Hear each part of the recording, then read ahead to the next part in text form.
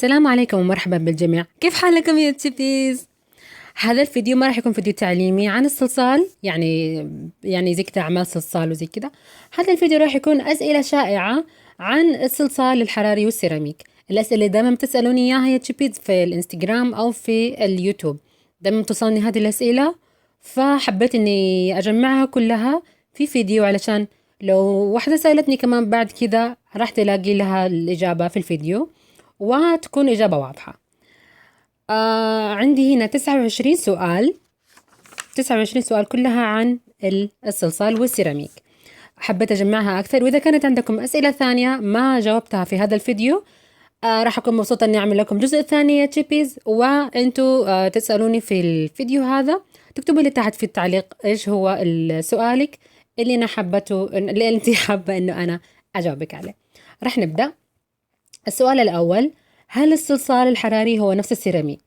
الصلصال شيء والسيراميك شيء ثاني. الصلصال مصنع من الفخار صح، والسيراميك مصنع كمان من الفخار، بس الصلصال فيه مواد كيميائية بحيث انه ما ينشف في الهواء، بينشف بس اذا خبزتيه في الفرن. السيراميك ما في مواد صناعية، السيراميك مادة طبيعية، والفخار كمان مادة طبيعية، فهو ينشف في الهواء، إذا تعرض للهواء على طول بينشف. السؤال الثاني: إيش هو الصلصال الحراري؟ زي ما قلت لكم الصلصال الحراري عبارة عن فخار طين، يعني عبارة عن طين مع آم، مع مواد كيميائية، وهذه المواد الكيميائية راح تدخل في تصنيع هذا المادة بحيث إنها ما تنشف إلا إذا انخبزت في الفرن. وهذا الشيء طبعا يساعدنا إحنا اللي نشتغل يعني في الصلصال الحراري علشان يصير العمل حقك يقعد فترة أطول برا، بحيث إنك ترجعي تعدليه إذا يعني حسيتي إنه ما زبط معاكي. زي الألوان الزيتية، الألوان الزيتية ما بتنشف إلا بعد فترة طويلة. هذا يساعد الرسامين إنه هم يشتغلوا على اللوحة براحة ويدمجوا متى ما يبغوا يدمجوا، لأنه اللون ما راح ينشف إلا بعد أسابيع، يعني فترة طويلة.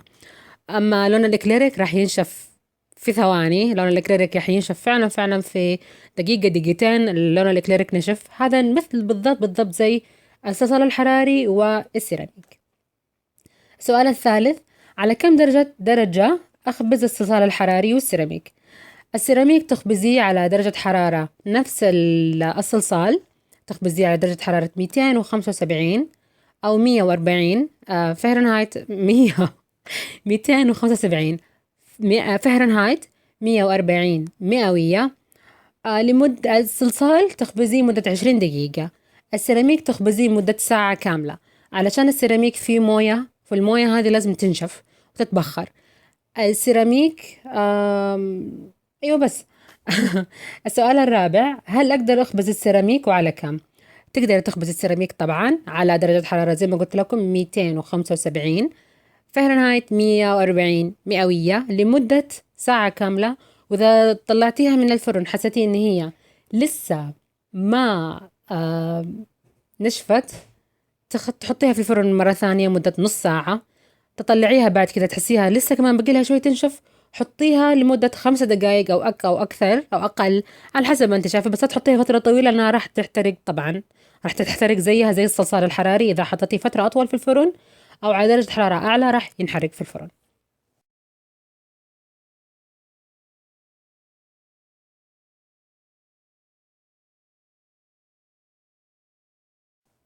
هل أقدر أيوة أوكي. السؤال السادس: هل أقدر أستعمل الصلصال العادي؟ أكيد تقدر تستعمل الصلصال العادي، لك الحرية إنك تقدر تستعملي أي نوع صلصال، بس إذا استعملتيه راح ينحرق معاكي جوة الفرن، عشان كذا لا تخبزيه. وهذا يجينا على السؤال السابع: هل أقدر أخبز الصلصال العادي؟ لا طبعا ما تقدري تخبزي الصلصال العادي، لأنه إذا حطيتيه جوة الفرن يا إما إنه حيذوب ويخرب عملك عليكي خلاص، أو إنه يحترق. وهذا الشيء خطر جدا، لأنه يمكن يحرق معه أشياء ثانية، وهذا شيء من فعلا خطر. فلا تستعمل الصلصال العادي وتخبزيه جوة الفرن. استعمل الصلصال العادي وخليه برا، يعني العبي فيه بعد كذا وغيري شكله إذا أنت حابة، لأنه ما راح ينشف. طيب السؤال التاسع: من فين أشتري الصلصال الحراري وكيف؟ في فيديو كامل أنا حطيت لكم أنا من فين تقدر تشتري الصلصال الحراري. أنا أبيع الصلصال الحراري، وكمان عندي أدوات بسيطة ببيعها. فتقدري في من هذا الفيديو انك تعرفي كيف تشتري الصلصال الحراري وكيف وبأي طرق. وقلت لكم انه خلاص صار دحين اقدر اوصل لانواع لاي مكان خلاص. بس اهم شيء تعرفي ايش هو البريد عندكم في الشركة، يعني مثلا في الاردن ايش هي شركة البريد عندكم علشان اقدر اوصل لك عليها. ايش هي شركة البريد اللي بتوصل دوليا عندك، لانه انا ما اعرف الاماكن عندكم، يعني انتم في بلدكم انا ما اعرف هنا في السعوديه احنا عندنا سما او فيديكس او دي اتش ال. اذا عندك دي اتش ال او عندك فيديكس او سما راح يكون فعلا بسيط انه ارسل لك هذا الشيء. اذا عندكم شركات ثانيه قولوا لي علشان اعرف ارسل لكم من الشركه اللي عندي على الشركه اللي عندكم. اتمنى ان يكون واضح علشان الكل يقدر يستمتع والكل يقدر يستفيد ويكون عنده صلصال حراري قريب من عنده. طيب السؤال العاشر، هل ينشف السيراميك في الهواء ولمدة كم؟ السيراميك أصلا مصنع، يعني مو مصنع، إنه السيراميك أصلا هو ينشف في الهواء، هذا أساسه.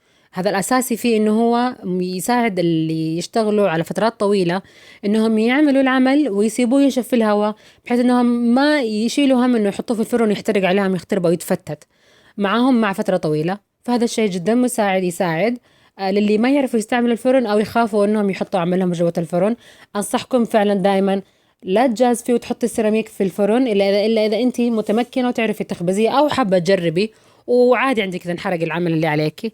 ممكن تعملي دوائر صغيرة وتحطيها جوة الفرن وتعيري الوقت، تشوفي إذا إلى أي وقت نشف معاك السيراميك وتطلعيها بعد كده. هذا فعلا شيء يناسب ويساعد. وهذا اللي أنا عملته صراحة، عملت دوائر حطيتها جوة الفرن، عملت دائرة صغيرة، دائرة كبيرة، دائرة متوسطة. شفت إن الدائرة الكبيرة تقعد ساعة، الدائرة الصغيرة تقعد ساعة إلا ربع، والمتوسطة مع الكبيرة نفس الوقت. أحيانا الدائرة الكبيرة تقعد ساعة وربع. هذا شيء يعني على حسب السيراميك والموية اللي فيه. طيب السؤال 11، الصلصال ناشف اللي اشتريته ايش اعمل؟ والله يا جيبيز دائما بقول لكم اسألي الشخص اللي بتطلبي منه الصلصال، اسألي اذا الصلصال عنده طري او ناشف، واذا الصلصال اللي اشتريتيه من عنده ناشف رجعوا له اياه على طول، لانه هذا معناتها سرقة. لانه الا اذا قال لك انه الصلصال الحراري اللي حتشتريه من عنده ناشف، هذيك الساعة مو مشكلة. انه كان واضح معاكي وقال لك انه صلصال ناشف. لكن انا يا تشيبيز والله يا ما اشتريت صلصال وكان ناشف وعلى طول رجعته. هذا في ناس ما قبلت انها ترجع الصلصال، وهذا كان من جد غير محترف. لانه انا ايش اعمل في الصلصال الناشف هذا؟ بس في طرق تقدري انك تطري فيها الصلصال الناشف هذا. اول شيء تستعملي ملين الصلصال، راح احط لكم الصورة هنا. بس كمان ملين الصلصال غالي مو في كل مكان حتلاقيه، مو أي أحد يبيعه، حتلاقيه سعره فعلا عالي، وهو لأنه أصلا غالي يعني هذا الشيء. بس في بدائل، وهذه البدائل سهلة ومتوفرة. راح أعمل لكم فيديو إن شاء الله، هو مش فكرتي، هو فكرة يوتيوبر ثانية. راح أعمل لكم الفيديو هذا ويعطيها العافية، فعلا كانت فكرتها جدا جدا حلوة، وراح أجربها معاكم ونشوف إذا زبطت ولا لا. لأنه أنا على طول إذا صار ناشف أنا ما استعمله، لأنه فعلا يضيع الوقت في انك تحاولي تخليه طري. بس اذا ما كان في الا صلصال ناشف حواليكي، ان شاء الله راح اعمل لكم هذا الفيديو بالتعاون مع هذه القناة، لانه الفكرة والله ما هي فكرتي، وحرام اني اعمل لكم الفكرة و يعني تحسوا انها هي فكرتي. لا، هي فكرتها ويعطيها العافية. فراح ان شاء الله اعمل معاها الفيديو وحتنبسطوا ان شاء الله فيه. اوكي السؤال وين كنا؟ اوكي السؤال رقم 12، لازم احط الحديدة في العمل؟ استفهام. لا، هذا الشيء يعني راجع ليك، تبغى تحطي حديدة في العمل حقك ما تبغى تحطي حديدة في العمل حقك، هذا الشيء يرجع لك.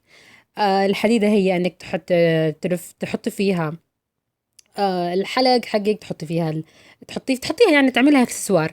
اذا انت ما تحبي تعملها اكسسوار، حلق، سلسال، الشنطة، وات ايفر، يعني اي مكان تبغى تحطيه فيها. اذا ما تبغي يا تبي اعمليها عمل بسيط وحطيها على المكتب وانبسطي فيها واستمتعي بجمالها وانت تطلي فيها كده بدون ما تحطي فيها الحديدة. هذا شيء جدا يرجع لك. علشان كذا انا في الفيديوهات الاخيرة ما تشوفوني اركز كثير على الحديده، لانه هذا الشيء فعلا فعلا يرجع لكم. في ناس يخافوا انه يضيع العمل حقهم. والله انا تشيبي زي كذا، عملت اعمال وضاعت معايا لاني كنت جدا مبتدئه، وفجاه واحد يجيني انت اللي عملتي هذا طاح منك وانا والله يا تشيبي تشوفيني شويه حبكي، لانه في اعمال كثيره يعني عجبك يعني عملتها وزي كذا، والله يعني ضاعت معايا لانه ما كنت عارفه الف الحديده كويس، او ما كنت عارفه احط الجمبرينج او الحلقه مزبوط يعني، طاحت معايا ومع السلامة للأعمال الحلوة هذيك. يعني هي ما كانت حلوة يعني، كنت مبتدئة، فكانت الأعمال فعلا تضحك. و أيوة هذا الشيء زي ما قلت لكم اختياري. طيب سؤال رقم 13، إيش يعني تشيبيز؟ لأنه يا تشيبيز دحين صار عندنا في القناة 15,000 متابعة. والله شكرا شكرا جدا جدا جدا لكم يا تشيبيز، ما تصدقوا قديش أنا فرحانة، لأنه مرة مبسوطة إنه 15,000 فرحانين وينبسطوا معايا ويتفرجوا معايا الفيديوهات حقتي ويتابعوني. والله فعلا فعلا يا تشيبيز أنا مرة مبسوطة، مرة مبسوطة. وشكرا لكم، شكرا جدا لمتابعتكم. انتم ما تصدقوا قديش انا فعلا يعني احس بالسعاده انه انه ناس تهتم انها تتفرج على الصلصال، حتى لو انها ما بتشتغل صلصال تهتم انها تتفرج وتنبسط في قناتي وتتابعني، لانه فعلا فعلا هذا الشيء فعلا يسعدني. فمره شكرا لكم يا تشيبيز، احبكم. فمرة شكرا لكم يا تشيبيز، واتمنى انكم تنبسطوا معايا اكثر واكثر، واتمنى انه يكون اكثر تشيبيز كذا كثير تشيبيز. ايش يعني تشيبيز؟ انا في فيديو اكثر من فيديو قلت لكم ايش يعني تشيبي، بس كل فيديو جديد شكله راح احط لكم كده، يعني اللي تبغى تعرف ايش يعني تشيبيز تروح حق هذا الفيديو. تشيبيز يعني الجزء تشيبيز يعني الشخصية المصغرة من الشخصية الحقيقية. يعني حتلاقي عندك في الانمي الشخصية بشكلها الحقيقي، شكلها الواقعي كذا، بعدين حتلاقي نفس الشخصية بس انها مرسومة بطريقة مرة كيوت، هذه اسمها تشيبي. يعني الشخصية وهي صغيرة او وهي مرة كيوت بطريقة رسمها. هذا تشيبيز هو انتو. يعني انا بشوفكم زي كذا، انا بشوفكم هذه المخلوقات الصغيرة، هذه الانميات الصغيرة، انا بشوفكم زي كذا، انتوا كذا بالنسبة لي. انا مرة احبكم، فاحنا كلنا تشيبيز بهذا الشكل. ف مهما ايش كنت تحبي شكلك يكون، انت تشيبي بالنسبة لي. فهذا معناته، وتشيبي يعني واحد، تشيبيز يعني اكثر من واحد. هذا معناتها. اتمنى يا تشيبيز انه يعجبكم هذا الاسم، لانه بصراحة هذا الاسم حسيته فعلا يناسبكم، لانه انا هذا دائما يعني ميني كلاي فاكتوري هو مصنع صغير، فالناس اللي حتشتغل في الميني كلاي فاكتوري لازم تكون صغيرة، فحتكون هي تشيبي. فانتوا يا تشيبيز اللي بتشتغلوا معي في المصنع الصغير. ودحين صار في تشيبيز اكتر، صار في من جد تشيبيز جديدين، فانا مرة مبسوطة. والمصنع الصغير قاعد يكبر، بس لساته صغير، هو على حجم الميني، بس قاعد يكبر معانا، وقاعد تصير في غرف جديدة، صار في آلات جديدة، صار في تشيبيز جديدين. فمرة شكرا لكم يا تشيبيز، من جد انا ما انا عارفه ايش اقول لكم، يعني من جد ما انا عارفه ايش اقول. تلاقوني بتكلم كثير دحين، انه مرة يعني ما انا عارفه ايش اقول لكم. مرة مبسوطه فيكم يا تشيبيز، وشكرا جدا لكم على المتابعه. اوكي، السؤال رقم 14، كيف الون الصلصال والسيراميك؟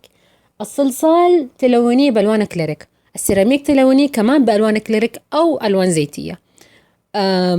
متى الون؟ اوكي هذا سؤال ثاني. بس ايوه حتلونيه بالالوان الاكليريك. و من في ايوه السؤال رقم 15. توترت شويه يا تشيبيز لانه اسئله كثيره، وانا قاعده احاول اجاوبكم يعني اجابات صحيحه، يعني عشان ما اغلط، وقاعده بغلط. معلش. اوكي سؤال رقم 15، من فين اجيب الحديده؟ الحديده يا تشيبيز لقوها في المكتبات دحين، يعني مو زي 4 سنين قبل كده. تشيبيز انا كنت بدور في اماكن تعمل لهم مايكم ينباع في اي مكان، وكان من جد قهر، لانه انا لازم اروح على الاماكن هذه علشان اماكن السباكه تلاقيني، اماكن حق تصليح السباكه تلاقوني اعطوني سلك. ايش تبغي؟ سلك ايش؟ سلك صغير، سلك حديد، يطلعوا لي الاسلاك اللي عندهم. فوالله يا تشيبيز فعلا كان شيء منرفز، شيء مرة مو حلو أنا أوقف في هذه الأماكن، بس أنا كنت أبغى هذا الشيء، فإيش أعمل؟ ألاقيه يعني. فدحين يا تشيبيز الحمد لله موجود في المكتبات بألوان كمان، يعني حتى مو زي أول لون واحد وشكل واحد وحجم واحد ويلا استعمليه هذا. فلا دحين الحمد لله في أماكن كثيرة تلاقي في المكتبات، تلاقي في أماكن الخردة، تلاقي في ساكو، في الزامل، في أي مكتبة، في أحجام وألوان وأنواع وانبسط فيه يعني. وكمان في يجيكي مرة ناعم ويجيكي مرة قاسي، فأنت خذي القاسي، لا تاخذي الناعم لأنه حينفك عليكي أو ينكسر، فأنت خذي القاسي. وإن شاء الله بعدين، مو بعدين يعني، وإن شاء الله في فترة قريبة راح أنا أبيع إن شاء الله هذه، لأن هذه أسلاك وأبيع لكم الأدوات علشان ما تتعبوا وتدوروها في أماكن مختلفة. إن شاء الله راح تكون موجودة في ميني كلاي فاكتوري، وحتكون موجودة في المتجر بشكل منتظم إن شاء الله. حتكون موجودة كمان مش بس الصلصال، راح تكون موجودة أدوات، راح تكون موجودة الرولرز، راح تكون إن شاء الله موجود الجليز، إن شاء الله راح تكون أدوات كثيرة حقت الصلصال متوفرة. بس تصبروا علي تشيفيز علشان الأشياء هذه كلها محتاجة مادة أو مبلغ إني أجيبها، فهي محتاجة إنه ومحتاجة كمان وقت. فأنا أحاول أنظم نفسي خلال الفترة هذه علشان أجيب لكم إياها بأسعار مرة حلوة. زي الصلصال دحين سعره مرة مناسب. تبي روحوا في أماكن ثانية وشوفوا الصلصال ينباع بكم. حبة صغيرة تنباع ب15 ريال، حبة أصغر منها وكمان ناشفة تنباع ب20 ريال، وأنا أبيع لكم الحبة ب10 ريال، الشنطة ب200 ريال. والله يا تيبيز أنا مرة أحبكم وأنا بتعامل معكم زي لما أنا كنت بأدور وأشوف الناس بتبيعني أشياء من جد غالية وأشياء من جد ما لها معنى، سعرها مرة فظيع وهي كمان ناشفة. فأنا يا تيبيز ما أحب أخدع أحد، وكمان إذا ما حبيت السعر ما عجبك مو مشكلة، دوري لك مكان ثاني. بهذا الشيء فعلا رجع لك. بس أنا بقول لكم يا تشيبيز إنه الوقت اللي قاعدة أنا بقضيه علشان أجيب لكم الشيء علشان يا تشيبيز يكون سعره مرة حلو، وكمان يقعد معاكي وما يكون رخيص، يكون سعره ممتاز ويكون قوي ويكون أصلي. فاصبروا علي يا تشيبيز، إن شاء الله راح تلاقوا أشياء تنبسطوا فيها وتسعدكم. أوكي شكلي طولت بس لازم شكلي طولت بس اوكي خلينا نكمل الاسئله. بس لاني مره احب اسولف معاكم يا تشيبيز، دائما بتشوفوا دحين طلعت كمان مره على الاسئله، دائما بتشوفوني بقول لكم خلونا نسولف زي كذا. انا شخصيتي شويه خجوله، اللي ما يعرف انا شخصيتي شويه خجوله، فالناس بيتكلموا معايا زي كذا في التعليقات في كل مكان. هذا الشيء فعلا يحسسني انه لازم اطلع اكثر واسولف اكثر أكون جريئة شوية. فهذا الشيء فعلا يعني يساعدني، فعشان كده تلاقوني بتكلم كثير معاكم وأحبكم لما تسالفوا معايا، لأنه هذا الشيء بيطلعني أكثر من الخجل يعني. يعني شخصيتي شوية يعني شوية غريبة يعني ف أوكي خلينا نكمل الأسئلة. السؤال رقم 15 كنا 16. أوكي، هل لازم نستعمل ورق الزبدة في العمل عند الخبز أو في العمل وعند الخبز؟ وقت العمل تقدري تستعملي طب في ناس يستعملوا هذه اسمها ربي سيراميكا، زي السيراميكا اللي موجود في الغرف في على الأرض يعني. في ناس يشتروها كده جاهزة حبة سيراميك ويشتغلوا عليها. هذا الشيء مرة حلو لأنه حتضل دائما نظيفة ما تتحرك معاكي. أنا مفكرة بإذن الله أنا أجيب لي قطعة سيراميك أشتغل عليها، بس أبغى أشوف يعني الشيء لونه حلو عشان كمان القناة وإنتوا تنبسطوا فيها لما تجوا تشوفوها. في ناس يستعملوا زجاج، يجيبوا زجاجة من أي مكان قزاز كذا ويستعملوها حلوة ونظيفة وسريعة وكمان ما تتحرك. في ناس زي أنا بيستعملوا ورق الزبدة. ورق الزبدة مرة حلو لأنه العمل فعلا يطلع نظيف، فعلا ما راح والعمل يصير ثابت في مكانه. اللي مو حلو في ورق الزبدة إنه بيتحرك معايا وأنا أشتغل زي ما بتشوفوا، بس إنه أسرع لي أنا، لأنه أسرع لي أنا بالنسبة لي. بس كمان حبيت السيراميكا، فراح أحاول إن شاء الله أجيب سيراميكا وأشتغل عليها وأشوف إيش يطلع معايا. عند الخبز هل لازم أستعمل ورق الزبدة؟ عند الخبز لازم تستعمل ورق الزبدة أو قصدير. القصدير راح يسرع من عملية الخبز، فيمكن ينحرق معاك الصلصال. بس إذا أنتي متمرسة وتستعملي قصدير دائما هذا الشيء يرجع لك. بس لازم تقللي من وقت الخبز دقيقتين أو دقيقة علشان اللي هو القصدير بيسخن، وكمان الحرارة من فوق والحديد اللي تحت اللي هي القصديرة ساخنة، فإيش يصير العمل ينخبز أسرع، فأنت يمكن ينحرق معاكي. اما بالورق الزبده لا، بيعمل زي السيركيوليشن، يعني زي التدوير، فالحراره بتنزل من خلاله، فهو ما يمسك الحراره فيه، فالعمل ينخبز بطريقه متساويه وما ينحرق عليكي باذن الله يعني. فيصير مره ممتاز العمل، ما ينحرق معاكي. وكمان لما تطلعيه من ال البايركس يطلع معاكي بسرعه، ما يلصق في البايركس. هذا الشيء مره ممتاز. سؤال رقم 17: الصينية اللي نخبز فيها الأعمال نقدر نطبخ فيها؟ أوكي، إذا عندك صينيات كثيرة في البيت، خذي صينية واحدة، ما تكون أحلى شيء علشان ماما ما تعصب عليكي. خذي صينية واحدة أو اشتري لك صينية بايركس حجمها مناسب لأعمالك، يعني لا تاخذي واحدة صغيرة مرة. أنا الصغيرة هذه علشان القناة تشيبيز وعشان تشوفوها في القناة، لكن الصينية حقتي أكبر من كذا. طبعا لأنه الأعمال راح تكون أكثر من اللي حتشوفوها في القناة. بس هذا عشان كيوت والقناة وتشوفوه وتنبسطوا فيه ويكون مرة كواي كده ونايس بس. لازم تجيبي واحد تستعمليه بس للأعمال الصلصال أو لأعمال السيراميك. هو ما في ضرر كبير، بس يمكن في ناس تتحسسوا بالضرر من وجود الأعمال في نفس المكان اللي هي تاكل منه. فيا تشيبيز الأحسن والأفضل إنه أنتي تاخذي الورقة تاخذي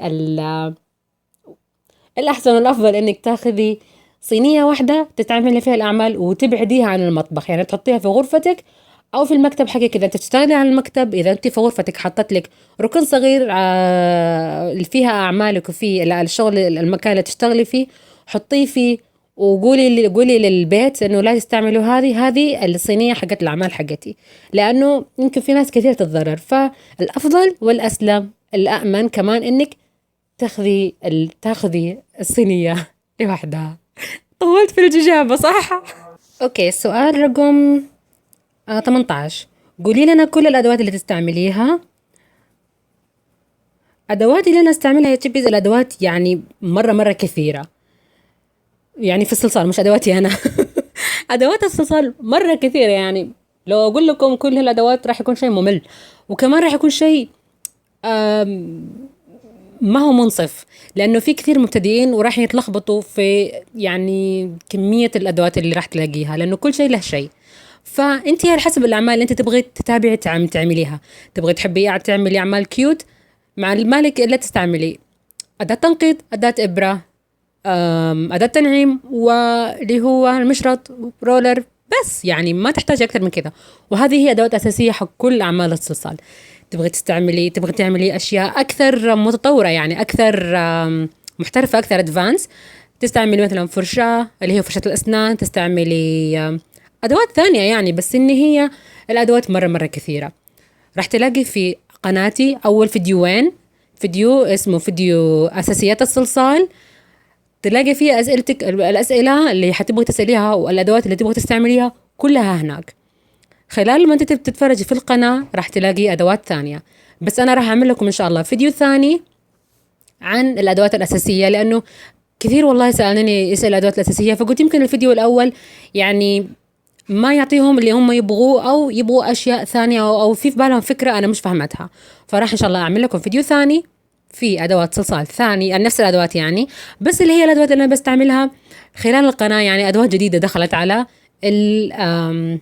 القناة. فراح إن شاء الله أعمل لكم فيديو إن شاء الله تبسطوا فيه وتتعلموا الأدوات اللي هي تحتاجوها حق الصلصال. متى ألون الأعمال إذا كانت بالسيراميك؟ هذا سؤال رقم 19. تلوني الأعمال إذا نشفت قطعة السيراميك حقتك. تعملي العمل، تنشفيه مدة يوم أو في الفرن، بعد كده تلوني. إيش يحصل إذا لونت العمل قبل؟ إذا لونتيه بألوان زيتية أو ألوان إكليريك قبل ما ينشف، اللي يصير إنه السيراميك فيه نسبة مرة كبيرة من الموية، 40%. إذا حطيتي لون الإكليريك كمان فيه شوية موية، يروح اللون إيش يعمل السيراميك؟ يسحب الموية كلها من اللون. إيش يصير بعد كده؟ العمل يتفكك عليكي، يعني فعلا شيء يقهر، تعبك كله راح وما ينشف معاكي بعد كذا، إلا إذا أنت محترفة ولو أنت العمل وحطيتيه جوة الفرن هذا الشيء ونشف معاكي، سبحان الله يعني أنت كده محترفة جدا في العمل. بس هذا يبغاله تكنيك ثاني، يبغاله تطبيق آخر، فأنت يعني يبغاله تفكير، يعني يبغاله فعلا شخص محترف وطريقته هو المحترفة. فأنا أنصحكم إنه كمبتدئين أو كمحترفين، بس كمان تخافي على عملك ووقتك اللي عملتيه، يعني وقتك اللي قضيتيه في إنك تعملي هذا العمل، إنك تسيبي العمل ينشف، تيجي بعدين تلوني بلون الإكليريك وتخليه ينشف. لون الإكليريك راح ينشف في الهواء، وبعد كده تحطي على طبقة لامعة وخلاص كده تكوني انتهيتي من عملك. طيب سؤال رقم 20، متى ألونها إذا كانت بالصلصال؟ بالصلصال هنا الموضوع يختلف. راح تلوني العمل بأي وقت. تبغي تلونيه قبل ما تحطيه جوة الفرن، هذا الشيء عادي، لأنه اللون الإكليريك يدخل جوة الفرن عادي، ما يصير له ولا شيء. فتبغي تلوني العمل قبل تحطيه في الفرن، لوني العمل وحطيه في الفرن. تبغي تلوني العمل بعد ما حطيتيه في الفرن، خايفة إنه ينحرق، خايفة إنه يصير معك شيء، حطي خذي عملك الصلصال، اخبزيه في الفرن، خليه يبرد. لازم اهم شيء يبرد. ايش يحصل اذا ما برد عملك ولونتيه بلون الاكليريك؟ الصلصال في اساسه طين، والطين شيء مره زي ينخبي ينطبخ فيه يعني. فانت اذا كان الصلصال عندك ساخن وحطيت عليه لون الاكليريك، اللون الاكليريك يح ينطبخ، يطلع منه ريحه مره مو حلوه، وراح يطلع عليه كده زي الفقاقيع، يعني راح ينطبخ يعني معاكي زي البيض، فعلا راح ينطبخ معاكي. اول ما تحطيه زي البيض كده راح ينطبخ معاكي، راح يطلع منه ريحه مره مو حلوه، وراح يخترب معاكي العمل. احيانا راح يتفكك معاكي كمان، لانه حطيتي عليه لون هو لسه ساخن، فراح بدل ما انه قاعد يطلع البخار منه، لانه يطلع بخار شويه الصلصال عشان يبرد يعني، فراح يطلع البخار، بدل ما يطلع البخار يصير يسحب المويه اللي موجوده في الكليريك، وراح يتكسر معاكي الصلصال. فلا تعملي كده يا تشيبيز، استني العمل يبرد. عشان كده دايما اقول لكم استنى يبرد، بعد كده حطينا على طبقه اللامعه، لانه لازم تستنى يبرد عشان تحطي على الطبقه اللامعه، علشان نفس السبب لا تطبخ معاكي الطبقه اللامعه ويخرب عليكي العمل. سؤال رقم 21، هل اقدر اعمل العمال الصلصال الحراري بالسيراميك او بالصلصال العادي؟ طبعا تقدري تعمليها، اي عمل تشوفيه يعجبك تقدري تعمليه بالصلصال، بالسيراميك او بالصلصال العادي، هذا الشيء يرجع لك. بس أهم شيء ما تحطي الصلصال العادي في الفرن. اعملي لنا سؤال 22، اعملي لنا فيديو عن أغراضك حقة الصلصال. أنا دائما بعمل لكم فيديو عن الأغراض اللي أنا بستعملها للصلصال، دائما بعمل لكم إياها. إن شاء الله راح أعمل لكم زي ما قلت لكم في فيديو أدوات، راح أعمل لكم فيديو عن الأدوات اللي أنا بستعملها والحاجات اللي أنا بستعملها دائما. حتى لو في شيء جديد يتيبس بقول لكم شوفوا هذا الشيء جديد أنا بستعمله حاليا، علشان إذا عجبكم تستعملوه كمان. السؤال رقم 23، متى تعملي طلبات الصلصال اللي نطلبها منك في القناة؟ عددكم يا تشيبيز ما شاء الله مرة كبير، وطلباتكم يعني التشيبي الواحدة تطلب يمكن أكثر من طلب، وطلباتكم كلها أنا مدونتها عندي كتبتها عندي، بس على حسب طلبك. يعني في بنات بيطلبوا أني أعمل شخصيات عملها فعلا شوية صعب، فعلشان أعلمكم كيف تعملوا شخصيات هذا يعني يبغاله شوية محترف أكثر. هدف القناة إنه أعلمكم في الأشياء البسيطة والسهلة والصعبة شوية في البداية، بعد كده إن شاء الله راح أعلمكم كل شيء، بس حاليا أعلمكم الأشياء السهلة. وكمان أفكاري أنا، الأشياء اللي أنا أبغى أعلمكم هي. طلبك اللي طلبتيه تبي أكيد راح يكون في القناة، بس انتظري عليه شوية. وشكرا لكم على الانتظار يا تشيبي. فعلا في بنات كثير طلبت طلبات واستنت وطلبها الحمد لله صار في القناة، وفي بنات ما يقدروا يستنوا وكانوا شوية مش مؤدبين يعني في الكلام. فأنا آسفة إذا أنت يعني طريقة كلامك ما هي مؤدبة، أنا كيف أعمل طلبك يعني بشكل منطقي يعني. كوني صبورة وكوني مؤدبة، وإن شاء الله طلبك راح يكون في القناة. رقم 24، سؤال رقم 24، نقدر نعمل أعمال أكبر بالصلصال الحراري؟ أكيد تقدري تعملي أعمال أكبر. أوكي، سؤال رقم 25، أقدر أحط الصلصال الحراري في الميكروويف؟ أنا عن نفسي أنا ما أعرف إنه أعمل الصلصال الحراري وأحطه في الميكروويف، أنا ما أعرف أعمل هذا الشيء وأخاف منه، فأنا ما أقدر أقول لك إيوه ولا لأ. بس أشوف يعني ناس بتحطه في الميكروويف، يكون ميكروويف فرن وميكروويف، يعني ما يكون بس ميكروويف عادي. إذا كان ميكروويف عادي لا ما تقدري تعمليها، الصلصال راح ينحرق معاكي أو يروح يذوب. إذا كان الفرن الميكروويف حقك فيه له من فوق زي الفرن، يعني يكون فرن وميكروويف، يمكن تقدري تعملي هذا الشيء. ابحثي عنه، لأنه أنا عن نفسي أنا ما أعرف، وكل ما بحثت عنه يعني ما حد بيعطيني إجابة الصحيحة يعني وكده، فما ما أقدر أجاوبك على هذا السؤال. السؤال رقم 26، هل قناتك للصغار؟ لا طبعا، قناتي هدفها للي أعمارهم 16 15 12 13 وأكبر. هذا هدف القناة، إلين عمرك مليون من عمرك 13 سنة إلين أكبر، أو 12 سنة إلين أكبر، هذا هدف القناة. إذا عمرك 10 سنين 12 سنة 6 سنين 7 سنين، أهلا فيك ومرحبا فيك، وتفضلي واعملي الأعمال اللي أنت تعجبك، وتفرجي على القناة. في القناة لكل الأعمار، بس هدف القناة للي شوية مركز، عشان يعني للي شوية يعني واعين، لأنه في مشرط، في أداة تنقيط، في أداة إبرة، في أدوات حادة. فإذا أنت عمرك أصغر، الأدوات هذه رح تكون صعبة عليكي وحادة عليكي. فإذا أنت عمرك صغير وتقدري وعادي سيف، يعني أمان معاكي أحد أكبر منك يعلمك ويمسك معك الأدوات هذه، ما هي مشكلة، تفضلي واعملي العمل اللي تبغيه. إذا أنت عمرك أصغر، حاولي إنك تستعملي أدوات زي ما قلت لكم في القناة، في أدوات حق الأطفال تستعمليها وما راح تأذيكي بإذن الله. بس قناتي لكل الأعمار، صغار وكبار، تفضلوا يا تشيبيز، حياكم وتفرجوا، ما عندي أي مشكلة. 27، سؤال رقم 27، إيش اسم الطبقة اللامعة؟ الطبقة اللامعة من أي ماركة يا تشيبيز؟ أنا هذه ماركة اسمها سكالبي، راح أحط لكم الصورة حقتها تشوفوها. بس الطبقة اللامعة من أي مكان تقدري تستعمليها، وكمان تقدري تستعملي مناكير. وهذا اللي يجيبنا للسؤال رقم 28. سؤال رقم 28، هل أقدر أستعمل مناكير بدل الطبقة اللامعة أو ورنيش؟ عشان أكون صادقة معكم يا تشيبيز، كثير بيسألني أقدر أستعمل مناكير، بقول لك استعملي، بس استعملي ماركة كويسة. ليش بقول لك ماركة كويسة؟ المناكير مع الوقت راح تقشر. لو رسمتي انتي بالالوان الكليريك، راح المناكير راح يتقشر عن طبقة الكليريك هذه، وراح يقشر مع الطبقة نفسها، فراح العمل راح شكله يصير متكسر وخربان وقديم. فإذا انت تبغي عملك يظل forever، يظل الأبد، يعني ما يصير له شيء، لا تستعملي مناكير، استعملي طبقة لامعة أو ورنيش. بس إذا يعني ما عندك إلا مناكير حواليكي، مو مشكلة، استعملي مناكير بس تكون ماركته كويسة. كل ما كانت الماركة كويسة حقت المناكير، احتمالية إنه هو يتحول إلى طبقة لزجة ويمسك في كل شيء، يصير مرة شكله من جد مقرف، معلش يعني، احتمالية تكون من جد ضئيلة. فأنتي كل ما صار نوع المناكير كويس، كل ما إمكانية إنه يتكسر أو يصير طبقة لزجة كذا على العمل حقك أقل. فكل ما استعملي مناكير كويس، استعملي ورنيش أو استعملي طبقة لامعة من أي ماركة، مش مشكلة إيش هي الماركة، أهم شيء تكون طبقة لامعة، وتكون طبقة لامعة كويسة. 29، سؤال رقم 29، إيش هي أحسن شركة للصلصال؟ أي شركة للصلصال يا تشيبي هي شركة مناسبة.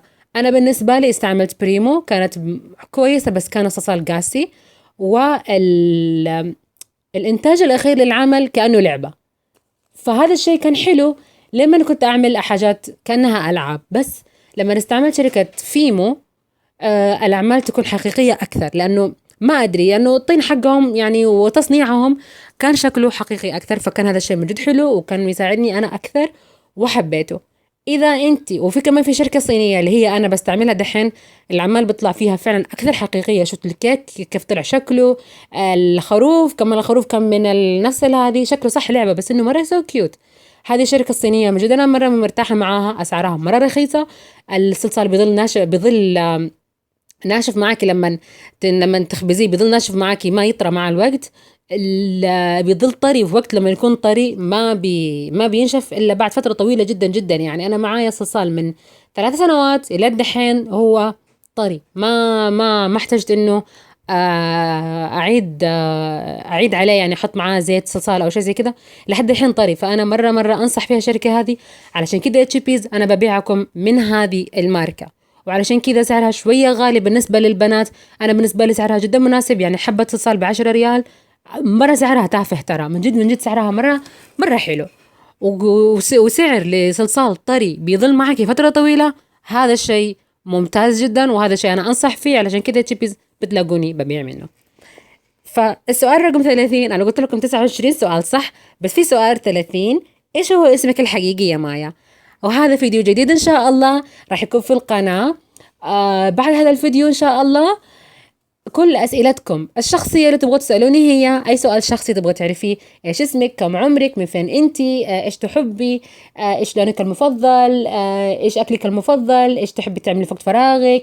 أي سؤال تبغوا تسألوه يا تشيبيز، أي سؤال تبغوا تسألوه شخصي عني أنا تبغوا تعرفوه اسألوه يا تشيبيز، لأنه خلاص صار وقت إنه تعرفوا مين مايا. وفي ومين هذه مايا اللي أنتوا دائما بتتكلموا معاها وتتفرجوا معاها فيديوهاتها زي كده. الفيديو راح يكون اسمه من هي مايا. ان شاء الله راح يعجبكم يا تشيبيز، اسألوا اي سؤال تبغوه وان شاء الله راح اجاوب عليه. اتمنى انه الفيديو عجبكم يا تشيبيز، واتمنى انه جاوبت اكثر شيء على اكثر يعني من سؤال. الفيديو اتوقع راح يكون طويل، بس معليش يا تشيبيز على طول الفيديو، لكن لازم تعرفوا اكثر عن الصلصال واكثر اسئلة شائعة دائما انتم بتسألوني هي. أتمنى فعلا إنه الفيديو عجبكم يا تشيبيز، وأتمنى إنه أشوفكم في فيديو جديد، وأتمنى إنه تسألوني أسئلة وإنكم تكونوا مهتمين إنكم تعرفوا مين هي مايا. شكرا للمشاهدة. كانت لا تنسوا تعملوا لي لايك، لا تنسوا تعملوا لي سبسكرايب. ومني أنا بقول لكم أنا مايا بحبكم مرة مرة مرة أحبكم. شكرا جدا للمشاهدة، وكانت معكم مايا من مني كلي فاكتوري، ومع السلامة.